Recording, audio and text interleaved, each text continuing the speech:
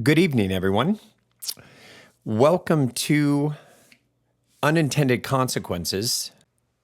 We had just wrapped up part 2N, and we'll be continuing with this part of 2O, 2 Oscar. So we're glad you're back, and we're glad you're tuning in. And it is May 3rd, 2026, somewhere in the Midwest. Here we go. Page 427. May 19th, 1986. This bill will remove bad laws that were passed during a period of hysteria, announced President Reagan as he signed the Firearm Owners Protection Act of 1986. He made no mention of the Hughes Amendment. This was not surprising, for he was not aware of this last-minute addition to the bill. Virtually the only people in the country who were aware of the ramifications of the measure were those people licensed by the government to deal in or manufacture Title II National Firearm Act weapons. Henry Bowman had been exactly right about how the feds would interpret the new provision. BATF had stated flatly that they would not approve any transfers of weapons made after the cutoff date. The result of this was that before the supply of machine guns was frozen, it was first doubled. Licensed manufacturers had a 1-month time period where they knew the cutoff was imminent, and they worked 24-hour shift manufacturing machine gun receivers and remanufacturing semi-auto guns to select fire status. Temporary services charged and got triple overtime for their stenographers to work round-the-clock typing up Form 1s, the federal form that manufacturers of Title II weapons must submit in duplicate for each machine gun made. It had taken 50 years to get 90,000 NFA weapons on the civilian registry. It took another month for that number to grow to just under 200,000. Doubling the number of machine guns on the NFA registry would not be the only unintended consequence of the Hughes Amendment. Since 1934, a slow trickle of gun inventors had paid the high annual fee and done machine gun development work. It was nothing like what had gone on before the 1934 Act, but a few men, such as the M16's designer Gene Stoner, had produced decent designs.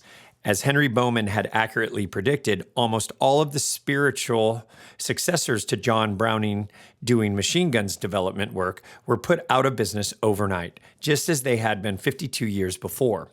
Colonel Chin, the U.S. Armed Forces' foremost expert on machine guns, was livid, and in private he accused Representative Hughes of treason. Hollywood was also affected. The movie industry was the largest non-military consumer of machine guns in the U.S., and the Hughes Amendment made it impossible for the gun rental companies to get new military designs or replace worn-out guns for action films and documentaries. Prices of existing guns were driven up, and this caused the unintended consequence of government corruption. One ATF examiner in the Washington NFA office became well known for falsifying documents after the May 19th cutoff, using his access to official approval and date stamps to line his own pockets. The biggest unintended consequence of Black Monday, as the NFA dealers called it, was something else, however. May 19th, 1986 was an alarm. Though the alarm did not ring as loudly or as rapidly as the famous one of 4.5 decades before, it did its job. The May 19th, 1986 alarm, just like the one on December 7th, 1941, awakened a sleeping giant to a terrible resolve. June 20th, 1986. Wind's almost gone, Henry Bowman thought as scanned the vast prairie. Let's try to end on one that's a real challenge. He twisted the power ring of the Leupold scope up to its highest setting. The optic had originally been a 6.5 by 20 power variable. It now magnified the targets between 14.5 and 35 times, depending on what the shooter wanted. As Henry rotated the ring, the dots and crosshairs increased in size along with the image of the distant prairie dog. The reticle was in the first focal plane of the variable powered optic, so the relationship of dot size to target remained constant regardless of the power setting. This was not the way the scopes worked when they came from the factory, but it was the way they operated after Dick Thomas in West Virginia performed his magic on them. Thomas also boosted the power with an additional lens and installed the fine multiple dot crosshairs with whatever dot size and spacing that the customer requested. The center dot on Henry's scope was a half minute of angle in diameter. It covered a half inch of the target at 100 yards, 1 inch at 200 yards, 1.5 at 300, and so on. Damn, that's a long ways, Henry thought, when he saw the top dot was wider than the prairie dog he was looking at. The body of an adult prairie dog in the standing position was about 2 inches wide. More than 400 yards. He moved the rifle so that the next dot, which was a third minute in diameter, was centered on the squirrel-like creature. A tiny bit of hair showed on either side of the black dot. Henry switched back to the half-minute dot and extrapolated. Closer to 600 yards than 400. Call it 560 yards, he finally decided. 560 yards would be out of range for someone shooting a factory varmint rifle at a full-sized Idaho rock chuck. On a Wyoming prairie dog, it was a tremendous distance to expect to connect on the first shot, even for a varmint hunter shooting the finest handmade rifle. The vital area of a prairie dog was about the size of a playing card. With any kind of crosswind, it would have been ludicrous to hope to make a first-round kill. A 5-mile-an-hour breeze would move the bullet. Henry was shooting a full 8 inches at the target. It was close to dusk, however, and the wind was non-existent. The gun Henry Bowman was shooting was, for legal purposes, the same one that Henry, his father, and Kurt Benke had built in 1963. The rifle had undergone several changes in the ensuing 23 years, however. First of all, it was on its fifth heart barrel. Second, the barrel was larger in diameter and fluted, which made it stiffer without making it heavier. Third, the caliber was no longer .222 Remington Magnum. The modified Remington Action was now fitted with a barrel chambered for the .244 Ackley improved cartridge and employed a 1-in-9 twist instead of the 1-in-12 or 1-in-13 pitches favored by top bench rest competitors shooting bullets of 6mm diameter. The fast twist, theoretically, reduced accuracy a tiny bit, but it stabilized long, streamlined bullets that would tumble if fired out of a 1-in-12-inch barrel. These slender boat-tailed 103-grain VLD projectiles, very low drag is what VLD is, drifted much less in the wind and shot more accurately at extreme distances than the lighter slugs that bench rest shooters used in 100 and 200-yard matches. Third, although the rifle wore its original walnut stock that Henry and his father had made when Henry was 10 years old, there was now no wood touching the steel of the barreled action. This was because the action was supported on 2 solid blocks of aluminum that Kurt Benke had fitted into the wood at each end of the receiver and anchored in place with epoxy. It was a technique known as pillar bedding, and it resulted in a stock that was just as stable as one made entirely of fiberglass, though about a pound heavier. Everyone used fiberglass stocks in competition classes where there was a weight limit. But prairie dog hunters had no such constraints, and Henry liked the look and feel of the stock he and Walter had made years ago. Last of all, the Lyman Super Target Spot scope had been replaced with what was now the state-of-the-art in long-range varmint glass, the Dick Thomas modified Leupold Target Variable. Henry Bowman had fired his rifle for group at a measured 600 yards and had achieved a number of 5-shot groups under 3 inches in diameter in no wind conditions. Henry consulted the trajectory chart he had taped to the side of the stock. His chart told him that he would have to hold 29 inches high at 560 yards to strike his target. Henry settled in behind the rifle and adjusted it on the sawdust-filled sandbags he carried in the field. The dots Thomas had installed in the reticle had a 3-minute of angle spacing. At 560 yards, that meant the dots were 16.8 inches apart. Henry moved the rifle on the bag so that the second dot down from the horizontal crosshair was at the base of the animal, then gently touched the trigger. The sear broke with less than 2 ounces of pressure, and the rifle cracked. The report was short and flat sounding, for there was nothing within 10 miles to reflect the sound. 2 seconds after the gun fired came the unmistakable whack that told Henry he had connected. When one of the thin-jacketed hollow points struck a prairie dog, it made a noise unlike when the bullet hit dirt. It sounded like a paper bag bursting. Henry repositioned the rifle and peered through the scope. Next to the dirt mound lay two halves of a dead prairie hog, spaced about 2 feet apart. Henry Bowman opened the bolt, picked the fired case out of the action, and put it in the right compartment of his 3-section ammo bag. From the time he had first spotted the distant rodent to the moment he dropped the fired case into his pouch was about 20 seconds. A good one to end the day on, Henry thought. He heaved himself to his feet, picked up his rifle, slung the ammo pouch over his shoulder, and hung the 2 sawdust-filled leather bags around his neck by the leather cord that connected them. Then he started to walk back to his truck. "So how'd you do?" Kurt Banke asked when Henry walked in the door of the main house. "Tommy was afraid you decided to stay out there all night." Tommy was Kurt Banke's 11-year-old grandson. It was his first trip hunting prairie dogs. "Let's find out," Henry said, dropping the ammo pouch on the table. He scooped out the fired cases in the left-hand pocket and dumped them on the table in front of the boy. "Count the misses for me, and I'll add up the hits." Tommy started counting the empties in the pile in front of him while Henry reached into the right-hand pocket of the bag. "Man, you did a lot of shooting," the rancher said when he saw the pile of brass. He leased the 28,000 acres of Wyoming grazing land that Kurt, Henry, and Tommy had been hunting on all day. Prairie dogs lived in colonies. Left unchecked, the animals multiplied and would strip grazing land of edible grass, drastically reducing the number of cattle a rancher could raise.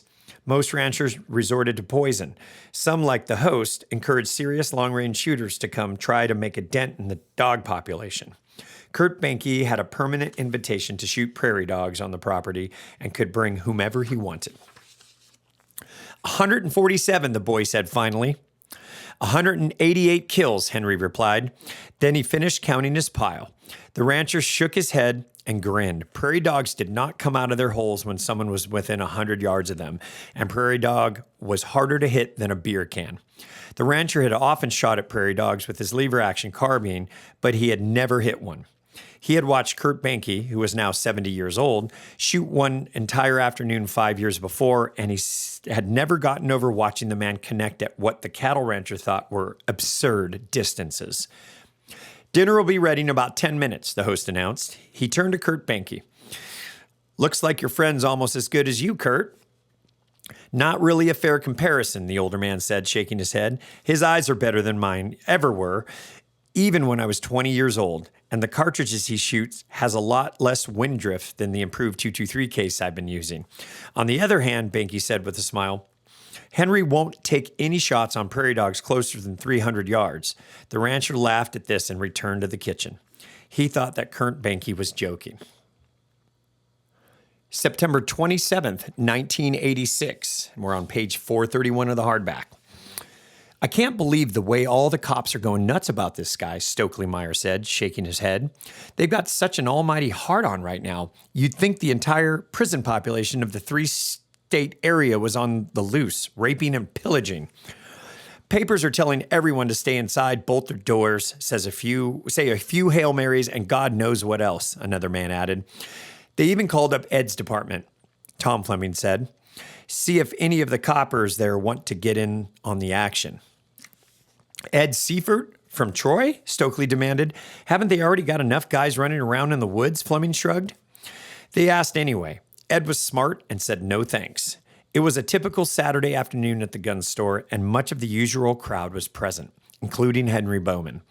The subject of greatest interest that day was Michael Wayne Jackson. He was wanted in Indiana for a double homicide and had escaped to Missouri. 5 days previously, Jackson had killed a local resident. He was still at large.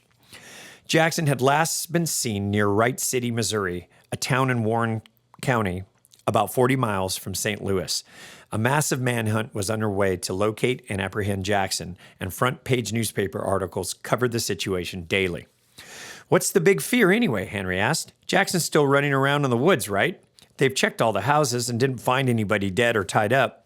He's no wilderness survival expert. Hell, the guy's probably so hungry right now he's been trying to eat his shoe leather. And he's no danger at all if you're more than 100 yards away from him." "What do you mean?" Stokely said. "Well, he's on foot, and they know what kind of gun he's got. It's a 16-gauge side-by-side. How much ammo can he have? He can't have more than a handful of shells aside from the 2 in the gun. I'd bet even money he doesn't even have any spares, Henry paused, then went on. And remember, it's 16 gauge. Nobody carries slug or buckshot loads in a 16. So the biggest shot size he could have is 2s, and that's real unlikely. You got any 16 gauge 2s here in the store, Stoke? Stokely Meyer shook his head. So 4s or 6s at most, and probably 7.5s, Henry laughed. We got one starving guy running around the woods with 2 shells in his gun, and neither one will break the skin at 100 yards. Hell, guy with a good arm can throw a baseball a lot farther than 7.5s will draw blood, Henry snorted. Way I see it, this Michael Wayne Jackson is practically unarmed. Shit, maybe that's what they ought to do, Stokely said with a huge grin. Send the outfielders and the pitchers from the frickin' Country Day varsity baseball team out to Warren County on the weekend. Make sure they got good shooting glasses so their eyes don't get hurt, and a couple bushel baskets full of old baseballs. Have him throw at this Peckerwood till he wastes his ammo and has to surrender, before they charge in and all start throwing at his head. The school would probably charge the parents for extra coaching hours, Adrian Baker added dryly. This idea made Stokely Meyer double up with laughter. He and Adrian were alumni at the local high school and were forever receiving letters from the institution asking for money. That many cops running around, it'll be a miracle if none of them get shot, Tom Fleming threw in. You get a few hundred cops all looking for one guy, 2 things happen. 1, chances of any particular cop running across the guy are really small, so they all just go through the motions. 2, the chances of somebody running across him are very high, Mr. Jackson, is in that the Army refers to a target-rich environment right now. Good thing for the cops, the guy isn't a prairie dog hunter with a decent varmint rifle, Henry Bowman commented. The other men were silent for a moment. Man, isn't that the truth, Stokely breathed. Coroners wouldn't get any sleep at all. The police are also fortunate that the fugitive Mr. Jackson is a murderer wanted for double homicide, Tom Fleming said, and not someone with whose plight folks like us might empathize. You mean like if Jackson was just some guy who didn't fill out a stupid yellow form, or maybe a Monsanto executive with an M3 that he brought back from Korea stashed in his closet, Henry asked? Right. Holy pecker, Stokely said with feeling. He'd have a couple thousand folks running interference for him. Everyone in the shop was silent as they pondered these last few comments. May 2nd, 1988. So you're really going to vote for him? Guy that teaches his kids at home instead of sending them to school? Yeah, I am. Don't see that the teachers we got round here are so all fired great a fella couldn't do as well himself, maybe even better, the man smiled. Also, says he'll only enforce the laws people want him to enforce. That sounds pretty good to me. You mean no speeding tickets, rolling stops, stuff like that? Right. I could go for that, the second man agreed. Here's what he's been handing out, the first man said as he reached into his pocket and withdrew a credit card-sized piece of white pasteboard. The second man looked at it. The first card says, Vote Weaver for sheriff. He turned the card over and looked at the other side, and it said, Get out of jail free. At least he's got a sense of humor, the man said with a laugh. We could use that again. You got that right. Randy Weaver had a definite following among the local residents in his race for sheriff of Boundary County, but not a big enough one to win the election. May 18th, 1989. These deadly assault rifles are the weapons of choice for drug dealers and street gangs. The president has shown great courage in standing up to the gun lobby. He has taken an important first step to get these terrible weapons off the streets. Our children are being slaughtered and... Lying scum, Henry Bowman said as he hit the off button on his remote. He looked over at his friend who had invited him for dinner. Irwin, I think we just watched Mr. Bush lose 5 or 6 million votes in the 1992 election. Irwin Mann looked startled. You believe so, he asked. I may be all wrong, but yes, I think that's what's just happened. Americans expect to be lied to about taxes and how they'll have better jobs and things like that. All politicians do that. But Americans don't like being told their rights are being rescinded, and they absolutely despise politicians who promise to protect their rights and then sell them out. I don't know who the Democrats are going to run in 3 years, but whoever they trundle out just got a huge boost today. The president has, Irwin Mann made sure he had the correct metaphor, then smiled and said, shot himself in the foot, you might say. Henry Bowman laughed in spite of himself. More like the liver. May 19th, 1989. All right, we've got almost a half hour before our bus gets here. If you want to walk around in the immediate area, that's fine, but don't go far. You need to be back right here at noon sharp. Everyone clear on that? The students from Rolla High School all nodded and spoke their assent. Like most of her classmates from Rolla, Missouri, Cindy Caswell had never been far from home. She had been south to a few of the lakes just across the Arkansas border, and her family went to St. Louis 2 or 3 times a year, but Chicago was a new and fascinating city. Its size and energy dwarfed anything else she'd ever experienced. The honor students taking the senior year elective drama history had been offered a chance to go on a 3-day field trip to Chicago for the price of plane fare and lodging. TWA had a $64 round-trip shuttle, and the school had arranged low-cost rooms at one of the hungrier hotels. To Cindy's amazement, her parents had agreed without an argument to let her go on the trip. They had not even suggested that she pay for all or part of the trip, which she had been fully prepared to do. Getting their blessing for the trip had been one of the happiest moments of her life. Cindy Caswell walked slowly down the sidewalk, staring into the sky at the tops of the impossibly tall buildings that lined the street. She had no inkling that her life was about to change forever. Let's get this done, Eddie Viglisi said to the driver. Seen nothing but skanks so far, the man behind the wheel pointed out. The white van was windowless behind the front doors and was lettered with the logo of a non-existent painting contractor. Sal likes them young and fresh, and these wore-out street kids landed at the bus station 2 months ago. The AIDS thing has got him all goosey. Head up towards the west side, around Carson's. Bunch of housewives out shopping around there. Mall would be better. The driver thought for a moment. But yeah, you're right. We could go there after. Carson's is on the way.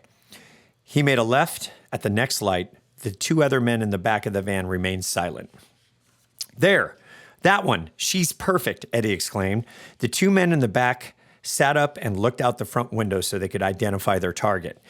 Look for parents or a boyfriend or something, he instructed. The van circled the block to check for local patrol cars. There were none. And when the driver returned to the original block, he stopped and let 2 men out of the back of the van. They were about 50 yards north of Cindy Caswell. The girl was walking slowly southbound along the sidewalk. She was taking in the grandeur of the city itself, thinking of the play they were going to see that night and ignoring her immediate surroundings. She did not see the 2 men or the van with the white side doors open until it was much too late. Almost didn't need the junk, Eddie Viglisi commented as he glanced at the doped-up teenage girl sprawled in the back of the van. Cindy Caswell had been so surprised she had scarcely resisted, and then the synthetic heroin had hit her system like a freight train. The 2 men who had pulled her into the van looked on Cindy with undisguised anticipation. Sal Marino would be done with her soon enough, and then it would be their job to kill her and dispose of the body. What they did before she died was their own business. When the mild dose of heroin worked its way out of her system and Cindy Caswell regained her ability to think and reason, she found that she was handcuffed by the right wrist to a metal bed. She was in a small room with no windows and a single ceiling light, which was switched on. She had no idea what time of day it was. Her head felt woozy and her stomach was heaving. It took all of 10 seconds for her to come to the conclusion that immediate escape was pointless to even consider. The bed was sturdy and made of steel pipe. The handcuffs were equally strong and obviously designed to hold much more dangerous people than drugged 18-year-old high school girls. Cindy knew instinctively that she was in more danger than she had ever been in her life. Her parents had no money to speak of, so the kidnapping had not been for ransom. Even if it had been, and the men had grabbed her by mistake, very unlikely, they would probably kill her when they discovered this error. Cindy knew that the reason she had been grabbed off the street would almost certainly involve forced sex or worse. Cindy did what she had done for much of her life and closed her mind to any eventualities over which she could have no possible control. Focus, she told herself. I've got to make them want to keep me alive and healthy. That's something I can control, maybe. Although Cindy Caswell had more than a little experience diffusing the ardor of predatory men, she suspected correctly that the man or men she would soon have to handle would be several orders of magnitude past anything she'd experienced in Rolla, Missouri. Looking nice and showing what those books say is inner strength isn't going to be good enough, she said to herself. Then she realized that was the only thing she really knew, so that's where she started. The room had no mirror anyway, but Cindy found that she could see her reflection in a convex section of the large glass stone of the ring on her free hand. She began to use the fake stone as a mirror. Well, that's a start. Cindy looked at her image, used her hand to straighten her hair and wipe her eyes and nose with the sheets, checked the results, and repeated the process until she was satisfied. Then she set about straightening her blouse and smoothing her skirt. Finally, she pulled her underwear down, spat repeatedly onto the first 3 fingers of her left hand, and transferred as much of her own saliva as possible to the inside of her vagina. By the time Eddie Viglisi came to fetch the captive for his boss, what he found was a very composed, calm-looking young woman of striking beauty with what actually looked like the hint of a smile on her face. If they wanted someone who's terrified and screams all the time, that won't be hard to switch to, Cindy thought. If they think it's really a big adventure for me, maybe I'll stay alive for a while. Come on, princess. Your dream date's waiting for you, Viglisi said as he took out the ring with the handcuff key on it and released the metal restraint. Cindy nodded once in acceptance. She stood waiting beside the bed for Viglisi to show her the way. May 20th, 1989. I never did a thing, Boone Caswell whispered sullenly. No reason for her to run off, no reason, he repeated, wanting it made clear that this was not his fault. Myra's eyes were an angry red from continued sobbing. The sheriff hung up the phone and walked over to where they were sitting. His face was red and he looked uncharacteristically ill at ease. He took a deep breath and let part of it out before speaking.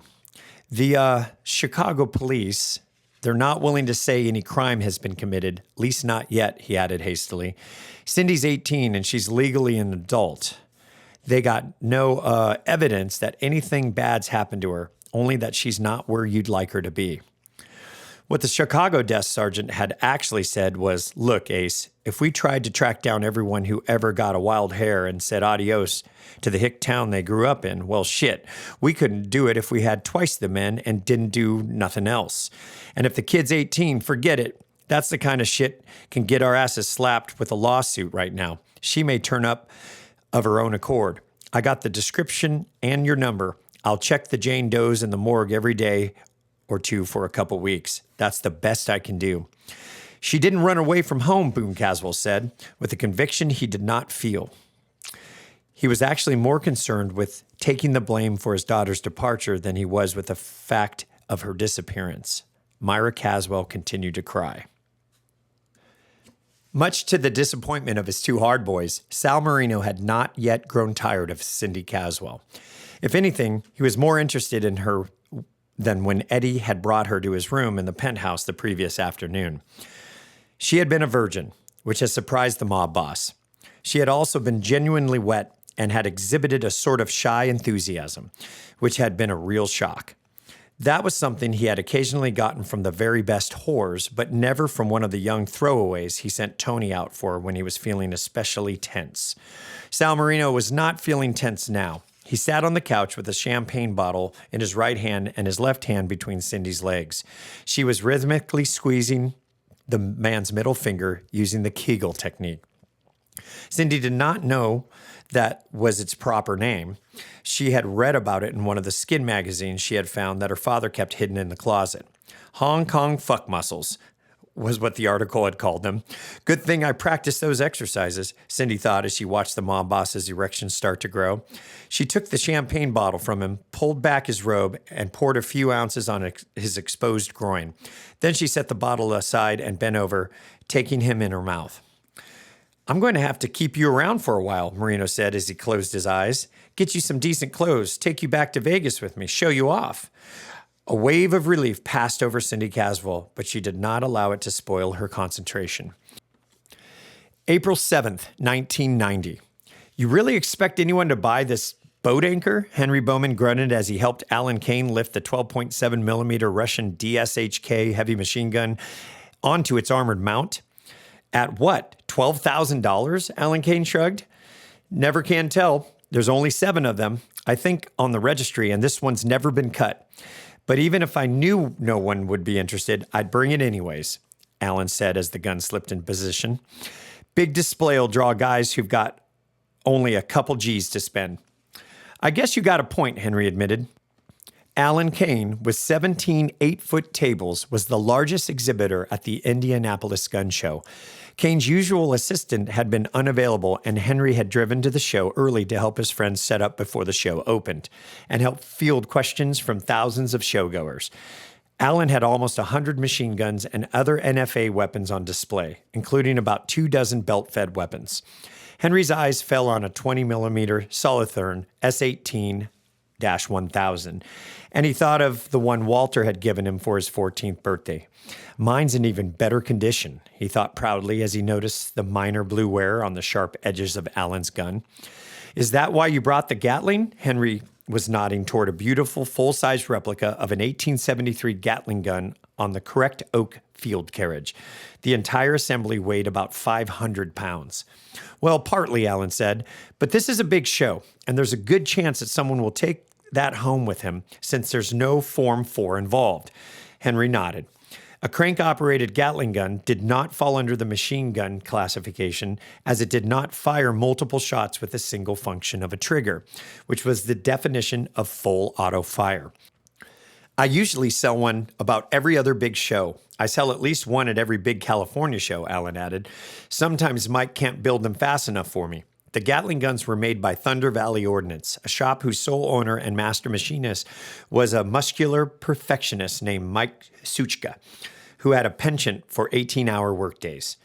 You set up in California? Henry asked, surprised. Although California state law had a provision for private ownership of machine guns, the state blanketly rejected all applications.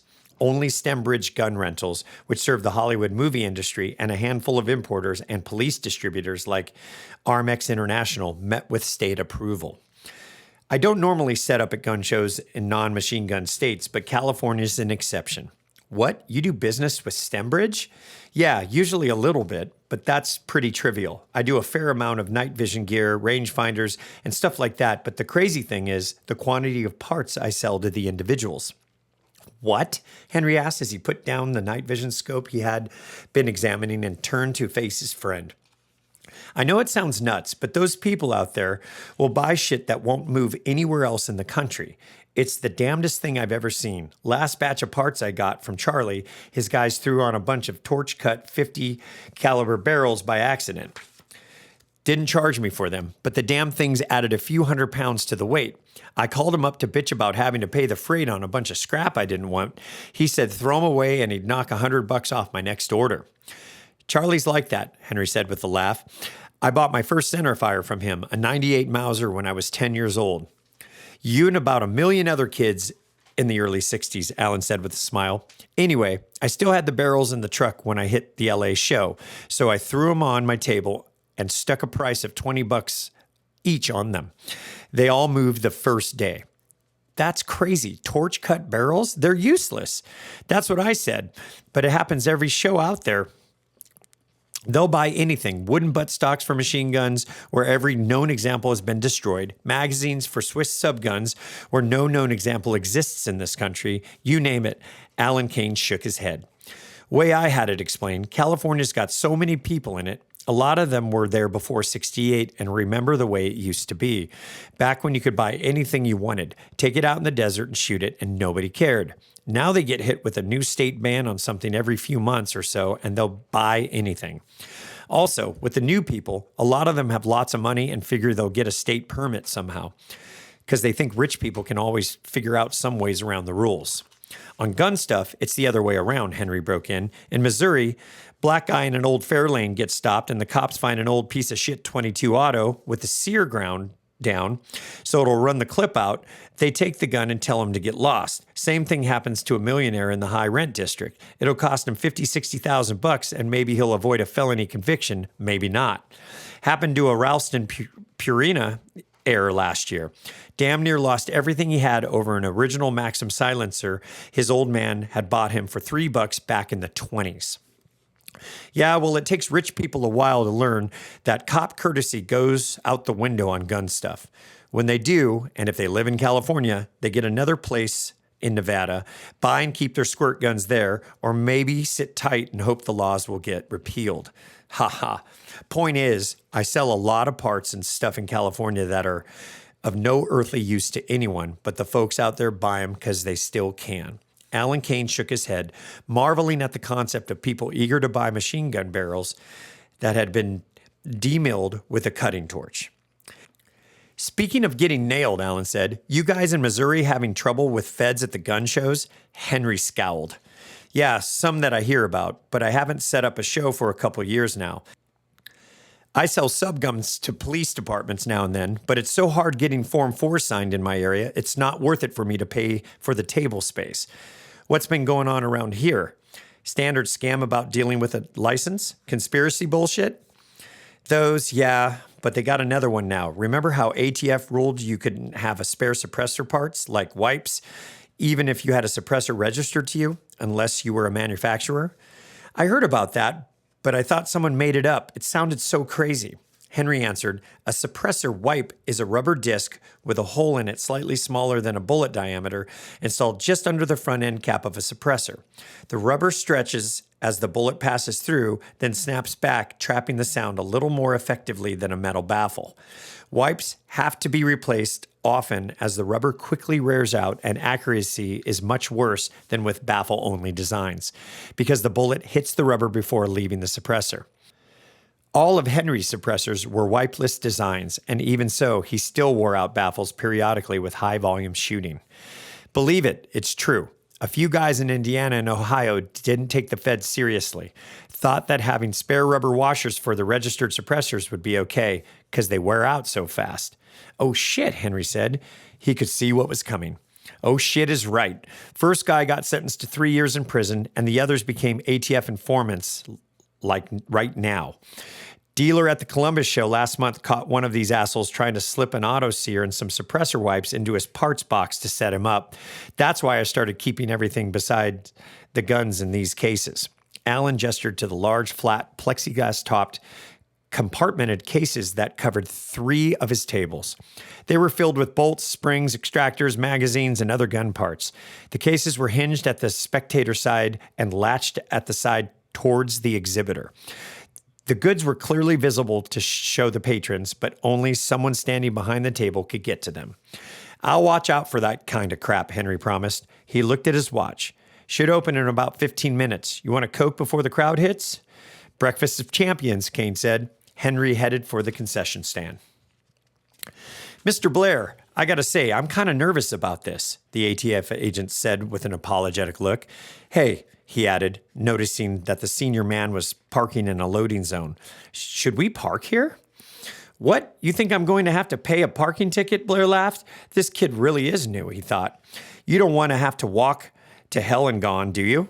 He gestured to the myriad pedestrians that were all headed towards the Indianapolis Convention Center. Many carried cased long guns, and one man had a shotgun under his arm without any case at all. I've told you before, Wilson Blair went on, speaking to his protege's fears, you can't screw up gun show duty. It's not possible. And you'll actually be better at this than some of the guys who've been doing it for a while, because there's no way anyone could recognize you on your first day undercover, right? The young man nodded. You'll be fine, Blair told him. Trust me. Wilson Blair shut off the ignition, then turned to the young agent. You want me to run through everything again before we go in? Yes, please. That would help me a lot. Okay. Blending in's a snap. When we get to the door, immediately go to one corner of the hall and start there. Just walk down the aisle, looking at everything on all the tables. Ignore all the non-gun stuff, just like a gun nut would do. When you get to the end, go to the next row and walk down in the opposite direction, and so on. That way you'll make a path that goes by every table, just like the customers do.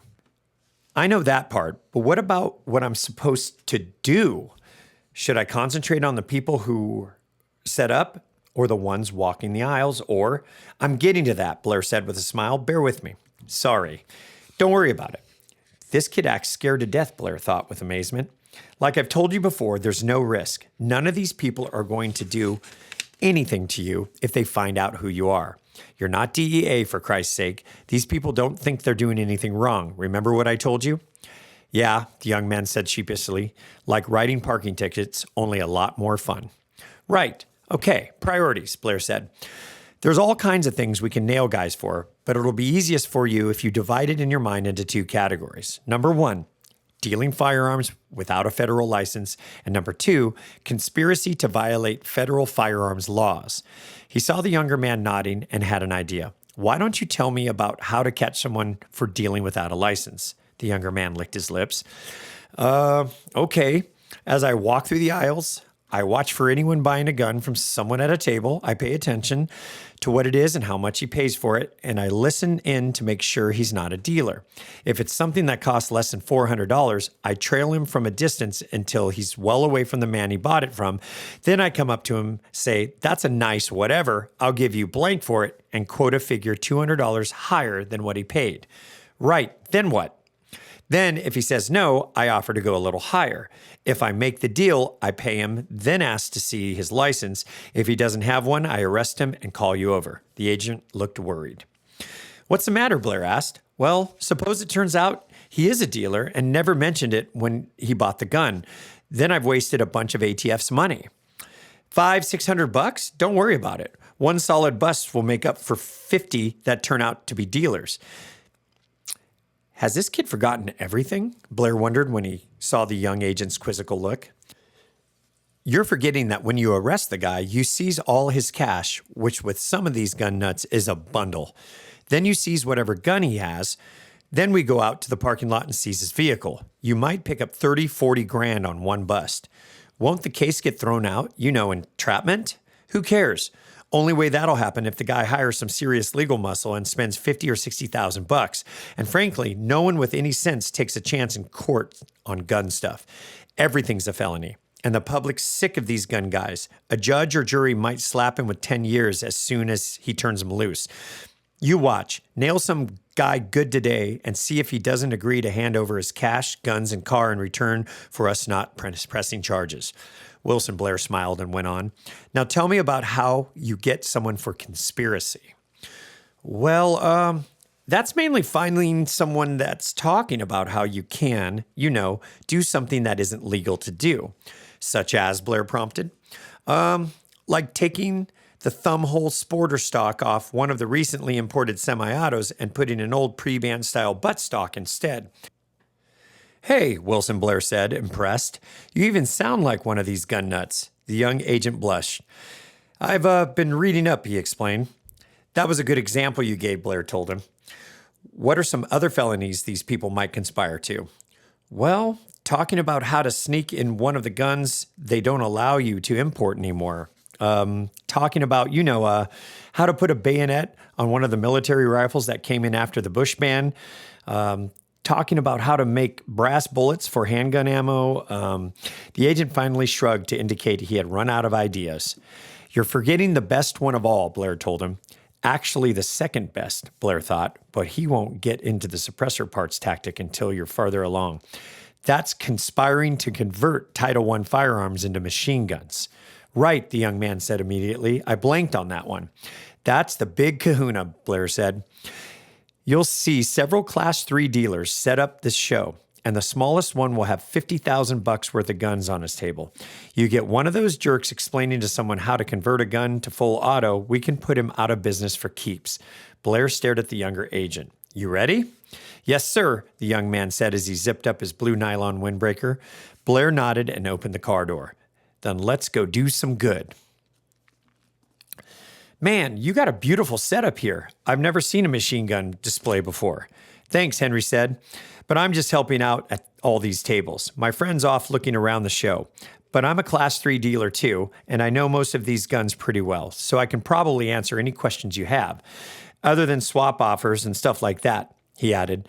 The man Henry was talking to had graying hair and looked to be about 50. He was very well dressed. The platinum Rolex probably set him back as much as a new Corvette, Henry thought, absent-mindedly. I don't mean to be rude, but some of these guns seem ridiculously expensive. Like the Sten gun there for $1,000. Didn't those cost about $600 to make during World War II? They actually cost less than that, Henry agreed, nodding. And you're not being rude at all. The problem is that the supply is fixed and small, he added. Henry noticed that a few other people had gathered around listening to what he had said to the man. If you'd like, I'll explain. I'd like to know, even if he doesn't, one of the others said. Okay, Henry said, swallowing. The Sten gun was a military weapon made in a foreign country. The Gun Control Act of 1968 banned importation of all foreign-made machine guns. Some Stens, like that one, had already been brought in before that, in duffel bags of GIs returning home in 45, mostly. However, there was a $200 tax on machine guns, and no one paid that kind of money back then just to have a piece of paper for a junky old Sten gun. Then, in 68, our government gave anyone with non-tax machine guns a 1-month grace period where they could register them for free. A few people heard about this amnesty before it was over and actually did that. The problem was anyone who didn't register his guns was out of luck forever. After 68, you couldn't do it even if you were willing to pay the $200. And remember, additional imports were banned. So the only original Sten guns you can buy, like this one, are ones that were brought back by GIs and amnesty registered. There are probably less than 1,000 of them on the registry, and there can't be any more, even though the guns are available overseas for a nickel a pound. He held the weapon out for the man to examine. Now, after 1968, existing machine guns could not be registered or imported, but domestic manufacturers here in the U.S. were still allowed to make and register weapons. A Sten gun receiver is a rather simple thing to make, so you will see many Stens like this one, Henry explained, as he lifted a second example off the table, and they sell for about half of what an original goes for. The receiver is recent U.S. manufacture. The rest of the parts are military surplus. Henry handed the man the second Sten so he could compare the two. The next thing you'll probably tell me is that $500 is still awfully steep for the newer receiver gun and that it couldn't cost more than $50 to make. The reason it's $500 is that on May 19, 1986, all U.S. manufacturers of machine guns for non-government use was banned. So the supply of non-original Stens on the market is now fixed as well. As an economics major would say, this is a textbook example of the government introducing a huge distortion into the free market. Does this newer receiver gun function as well as the original? The man asked Henry. I can't tell them apart. There's no difference, Henry agreed. So now you're thinking that no one's apt to find this piece of iron collectible. And $500 versus $1,000 seems like an awfully big price difference, right? Well, yes, actually. The reason for that is yet another government-mandated distortion in the system, this time on the demand side. World War II and earlier weapons, if they use the original receiver, are considered curios and relics by the U.S. Treasury Department, which regulates these things. Guns that are still standard issue, like the M250, don't qualify, but everything else obsolete, yes. Curios and relics may be sold directly interstate between holders of curios and relics licenses without going through a dealer. That in itself is no big deal, but some states have laws that say the only machine guns that private citizens may own are the ones on the curio list. I forget how many states there are like that, 5 or 6 maybe, but Michigan is one that I know of for sure. So if I lived in Michigan, I could buy this one, the man said, holding up the first Sten, but not this one, he asked as he raised the other. Right. So the demand for the curios is much higher in those states, ergo the high price. Several of the people listening snorted at this, but the wealthy man's expression did not change. Guy's got a lot of self-control, Henry thought. If you are interested in a shooter, I mean any shooter, not just a Sten, I recommend these less expensive guns. With an AK-47, for example, you can pay $5,000 for an amnesty registered pre-1968 Vietnam bringback like this one here, he said, pointing, or half that much for a semi-auto that was remanufactured to full auto and registered prior to May 19th, 1986 by a licensed NFA weapons manufacturer like this one. If by some miracle they reverse that manufacturing ban, the price will go back down to $150 for the machine work and registration on your semi-auto done by a licensed machine gun manufacturer. But right now, with a fixed supply, the price is way up there. Henry turned his hands, palms up in supplication. Fact of the matter is, dealers like me have a hard time finding decent guns to sell with the laws as they are. And if you can find someone with an original Sten or AK and all the federal documentation intact, I'll pay 80% of the price shown here, less than $200 tax stamp, of course, regardless of condition. That's how hard they are to find. What's a $200 tax? The man asked. Feds get that every time a machine gun changes hands, other than dealer to dealer. Inheritance by lawful heir or sale to or from a police department. Henry watched as eyebrows went up with this last bit of information. With the laws you've described, how do you guys stay in business? The man demanded. Henry laughed. Good question. There are a few people who manage to make a full-time living of it, like my friend Alan. This is his display, not mine, Henry said for the benefit of the newcomers who were listening to the discussion. Remember that all these guns were $20 or $30 each back in the 60s, and a lot of guys who've owned them since then are now retirement age. Major players like Allen will buy 100-piece machine gun collections from guys who've owned them for 30 or 40 years with a cost basis of next to nothing. When the guys want to cash out and spend the money in retirement, he'll pay up front, maybe 70% of retail, and then sell off the guns over the next 6 to 8 months. Won't that game dry up? The man asked, mixing the metaphors. Yeah, eventually. Henry took a breath and went on. The other thing dealers like Alan do is travel overseas looking for corrected accessories that serious collectors demand. You can still import rare tripods and stuff like that. This gun here, Henry said, laying his hand on a tripod-mounted German MG34, is worth $3,500. The tripod it's sitting on, which is a rare Alpine version, sells for about $4,000 because the Krauts only made a handful, and I bet you can't find another one for that price. Alan's the best man I know at finding indirect fire sights, wheeled mounts, and all those other things they made in limited quantities for these guns before the wartime factories had to revise their production priorities. So serious collectors buy these guns just like pre-war Purdy shotguns and English double rifles? Sure, Henry said. I bet he's got more doubles than I do, he thought with a small smile, remembering the 4 double rifles in his gun safe. Thompson's can be worth over 10 grand, and I know more than one person with $1 million machine gun collection. For people like that, I recommend only buying all original guns, like this first Sten 1 I showed you, not guns with new manufactured receivers. However, Henry went on, stressing the word heavily. I strongly recommend that you do not buy any machine guns with the expectation that it will increase in value over time, like you might with other guns. Why not? One law change and your whole collection could be worthless. Personally, I think confiscation is unlikely. It would outrage too many influential people, but proposals have already been made to ban all further transfers. You'd keep what you had till you died.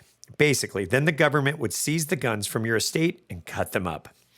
No one would stand for that, another man in the group exclaimed. Henry shrugged. Lots of people already have, on a local level. In several cities, they've already banned certain rifles based on appearance, not function, and there haven't been any riots. In 1986, the feds banned further manufacture of an entire category of guns.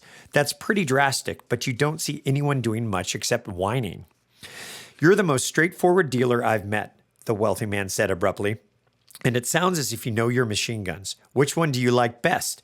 Well, I'm a dealer, and I own or have owned over 50 different types of squirt guns, Henry explained, lapsing into Class 3 dealer jargon. If you're asking which half dozen or so I'd sell last, you need to understand that I shoot a lot, so I like guns that are very controllable on full auto, last forever, and use inexpensive magazines. On any gun I really like, I plan on spending between 50 and 100% of the gun's cost on magazines. It's nice when that means getting a few hundred magazines instead of only a couple dozen. I pay kids to load them for me, and I always have at least 10,000 rounds in magazines ready to shoot. That got their attention, Henry thought as he saw the eyebrows go up. The man with the Rolex listened attentively without any reaction to what Henry had said. I also prefer rifle caliber machine guns. With those personal preferences in mind, last gun I'd get rid of is the Belgian FN Model D. It's the final refinement of John Browning's BAR, with a self-cleaning gas regular, quick change barrel, and a clock-type rate reducer. My shooter is a police-only demonstrator with over 100,000 rounds through it. I've worn out 4 barrels and broken a dozen firing pins, and that's it. These are less than 10 on the civilian registry and can be sold to private individuals. Like this one here, Henry said, touching a gun to his left. Alan's got $7,000 on this one, and he'll get it. That's with 500 magazines, by the way.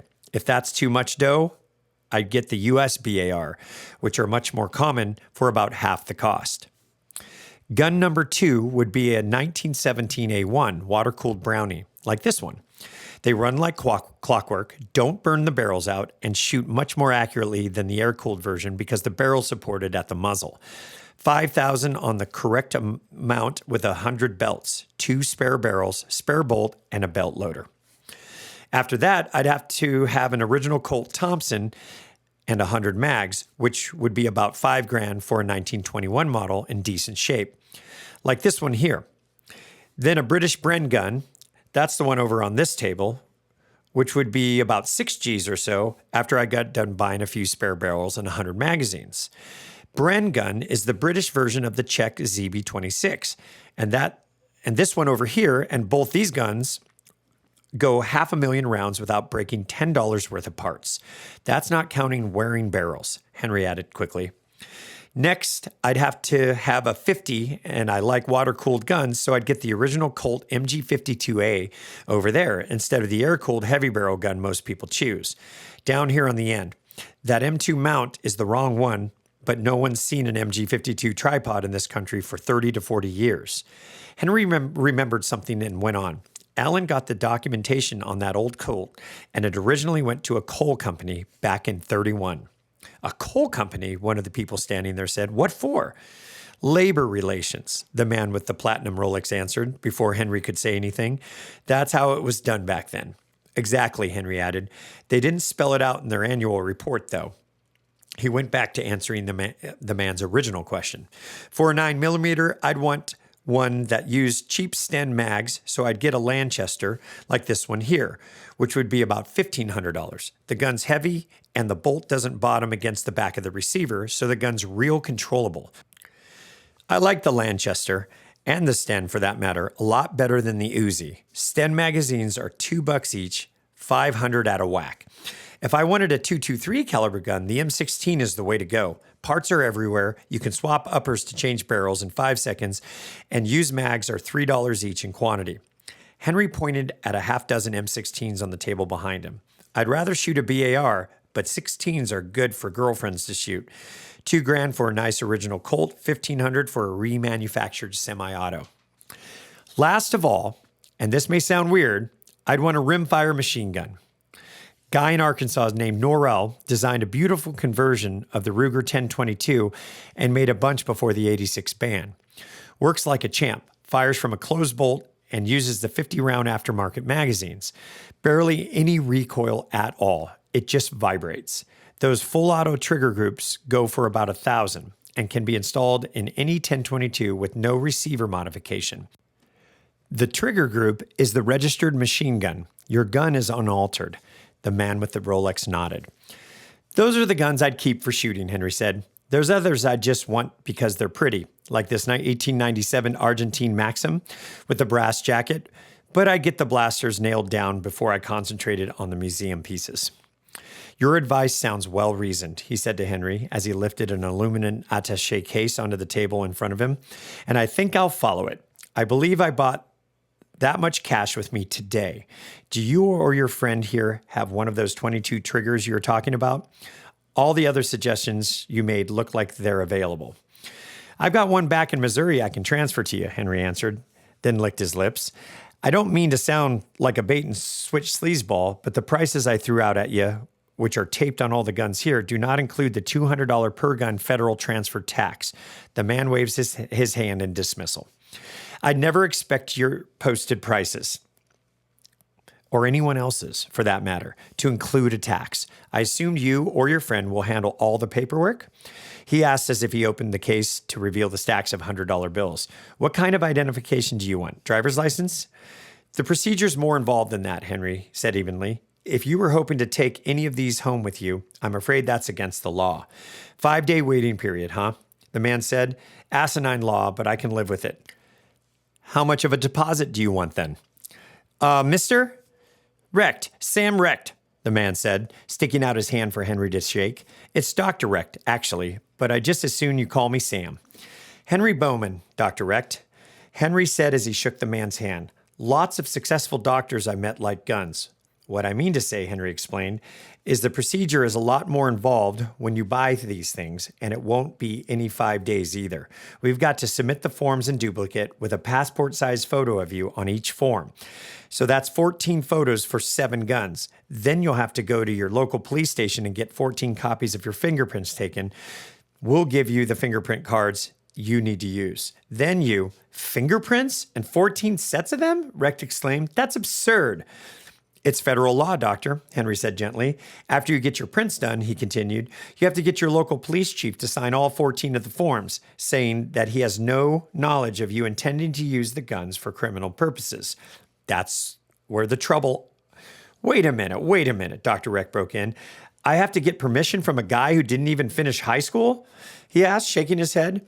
I'm a neurosurgeon. I cut on people's brains, for God's sake, and I can check out any drugs I want from the lab. The police chief in my own town has a 10th grade education, and last year his wife came into the ER with a subdural hematoma. Said she fell down the stairs, but since they live in a trailer, I'd say he slugged her. Regardless of whether or not he's a wife beater, Henry said. You have to get the form signed, and that's where people run into trouble. Some chiefs refuse to sign any forms for anyone. Chiefs in Olivet, Missouri, near where I live, refuse to sign one for his own officers. Fortunately, there are other people who can sign that the feds will accept, like the sheriff where you live or the local prosecuting attorney. But it sounds as if you're right, and you might have a little leverage over your chief, what with having worked on his wife and knowing her condition. If everybody you go to still says no, I suggest you talk to the people who manage the DA or the sheriff's reelection campaigns and make a $500 contribution. That'll often get you your form signed. But if you're thinking of buying more guns later, I recommend that you have the guy sign a bunch of extras so you'll end up coughing up another $500 on the next go-round. Sam Rex stared at Henry. Is that it? Reck demanded. Or do you have some other little surprise for me, such as only being allowed to buy one gun a year? No, you can buy all the guns you want, as long as you go through all that crap for each one, and you already know about the $200 tax per gun the feds get. But there is one other thing you won't like that I started to mention before, the wait. How long? There's no set time period. The forms, fingerprint cards, and money gets sent off to the feds, and they send the prints to the FBI, who does a background check. That's why the cards have to be perfect. Any smudges or incomplete impressions, they'll kick them back, demand new sets, and that delays the process. Assuming the prints are okay, and assuming the FBI doesn't turn up any skeletons in your closet, ATF will keep one copy and send the other one back to the seller with the $200 tax stamp paid, stuck to it usually within 5 months, though sometimes it takes close to a year. 5 months to a year? Dr. Recht almost yelled. That's what it takes for a first-time buyer.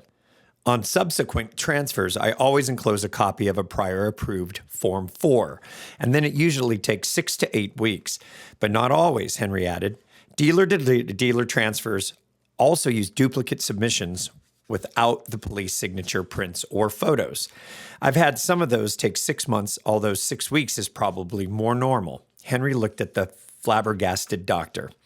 I know it's surprising. First time you hear about it, and if you want to blow off the whole idea, you'll have a lot of company.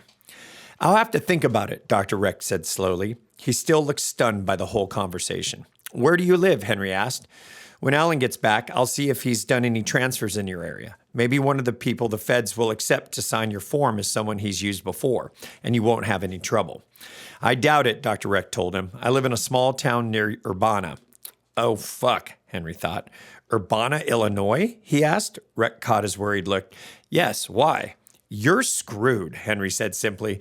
Illinois state law bans private ownership of full autos with the singular exception of police officers. Sorry.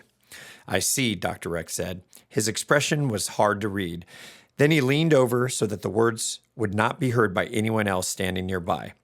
Tell me, Mr. Bowman, he said softly, do you ever wish you could watch the people in our government be boiled in oil? Not more than 4 to 5 times a day, Henry answered. He was not smiling when he said these words, though.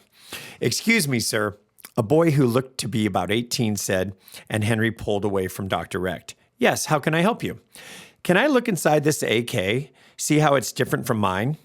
Here we go, Henry thought to himself. Kids always want to see how machine guns work, just like I did more than 20 years ago. No. No? The young man asked, startled. Henry shook his head. Remachining semi-autos to select fire is a felony. Discussing how to do it can be interpreted by a court as conspiring to violate the law. But I suspect, Henry said loudly, cutting the young man off, that you are genuinely interested in seeing how a machine gun functions. I should know because I was the exact same way when I was 15. Problem is, we can both get in big-time trouble because when it comes to guns, the Constitution is out the window, including the First Amendment.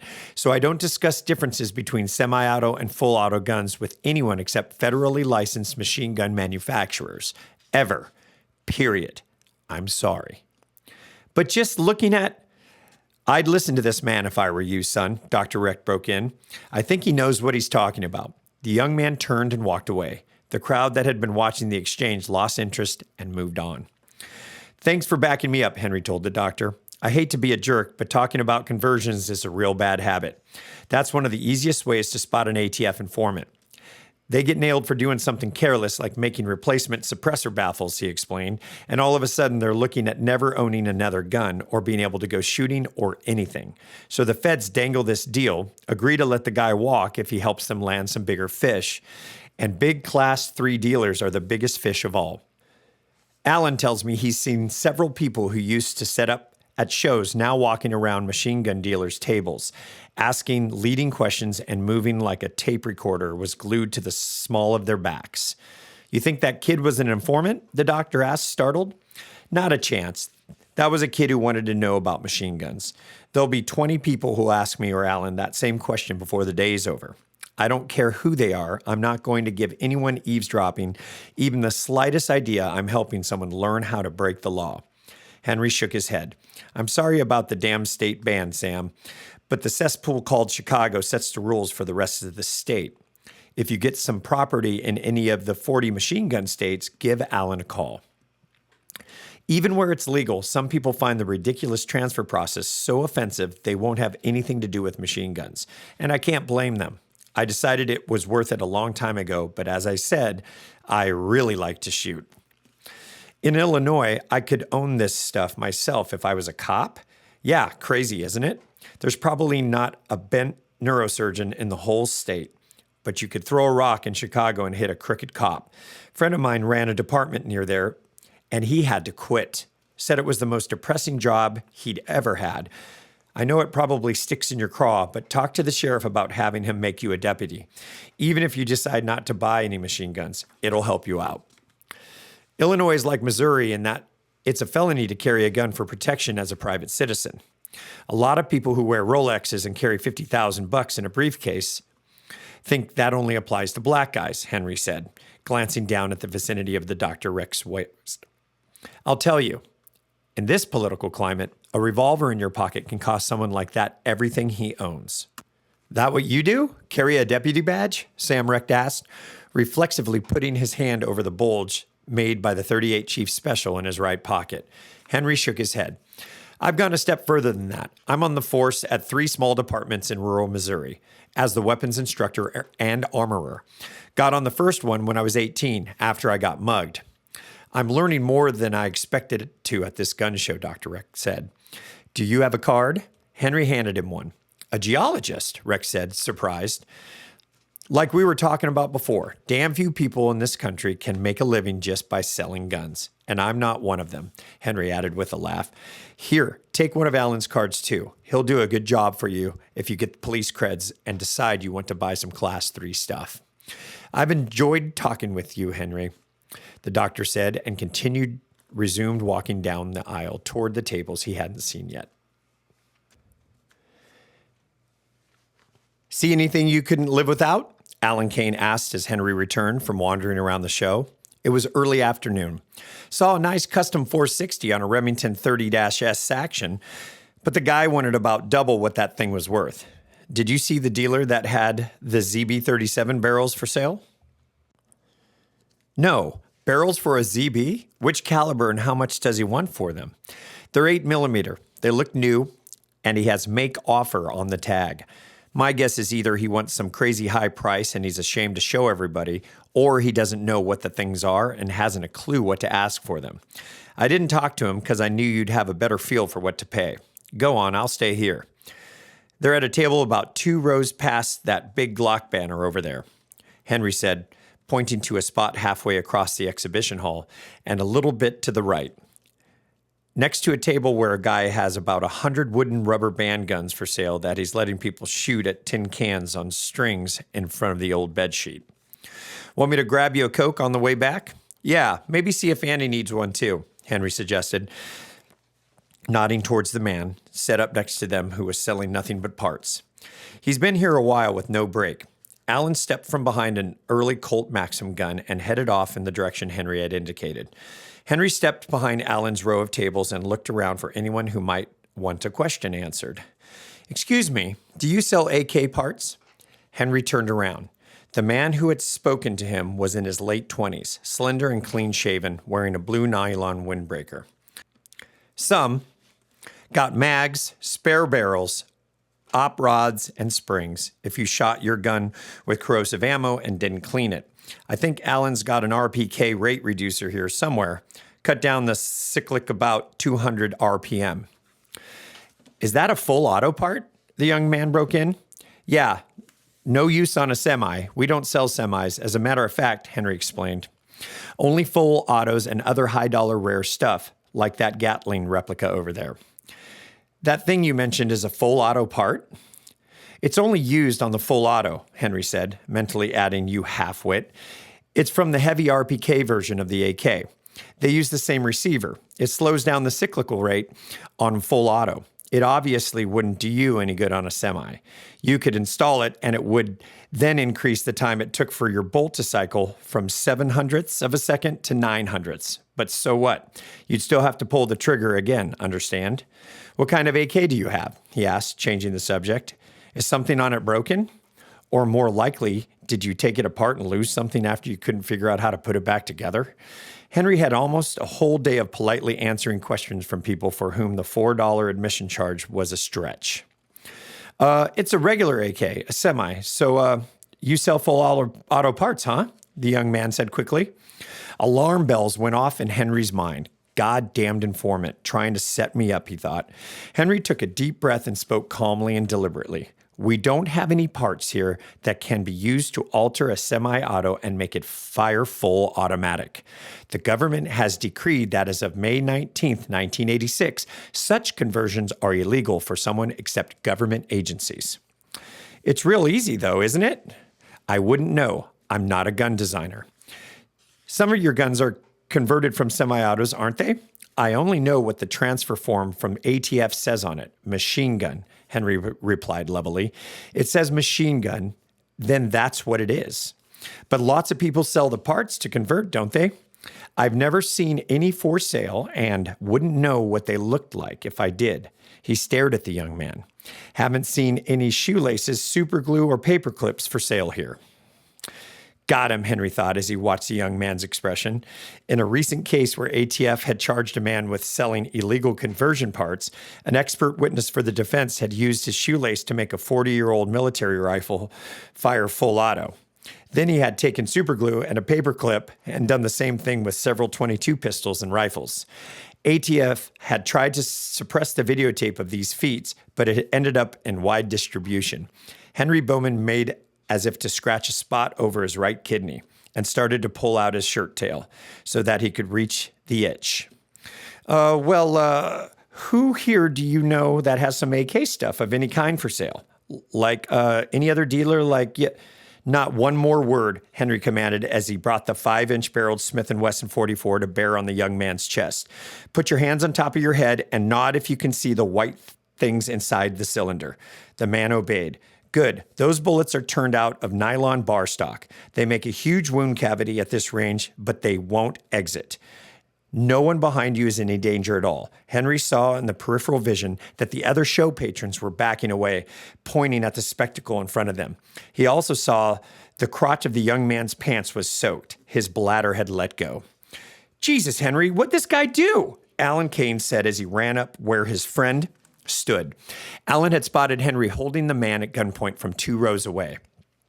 He's soliciting to violate federal firearms laws, Henry told Alan without taking his eyes off the man. Go over to Andy's table, get me a Garand clip with no ammo in it. You got it, Alan said without asking questions. Turn around slowly, then put your palms together with your arms stretched out behind your back, Henry commanded his captive as he climbed over the table, trying not to step on guns as he did so. He held the man's wrist with his left hand and holstered the big revolver. Hands together like you were praying. That's it. He took the Garand clip Alan held out for him and slid it over the tips of the 4 middle fingers of the young man's hands. Then he balled his fist and drove the sheet metal holder down to the base of the man's fingers. The young man grunted in pain as the steel scraped off a fair amount of skin. Field handcuffs, Henry had said to Alan. I haven't searched him yet. Take any guns or knives he's got on him, then grab your camera and get a few pictures of this asshole. I'm going to get on the PA and see if any feds are here. Henry left at a brisk walk while Alan patted the man down, using a Sten mag on the urine-soaked areas. Your attention, please, Henry's voice boomed over the convention center's loudspeakers. Would any agent of the Bureau of Alcohol, Tobacco, and Firearms present in the hall please go to table G19? Repeat, G19. We have a criminal in custody who has been caught attempting to violate the National Firearms Act. Any ATF agents in the hall, please go to table G19. Thank you.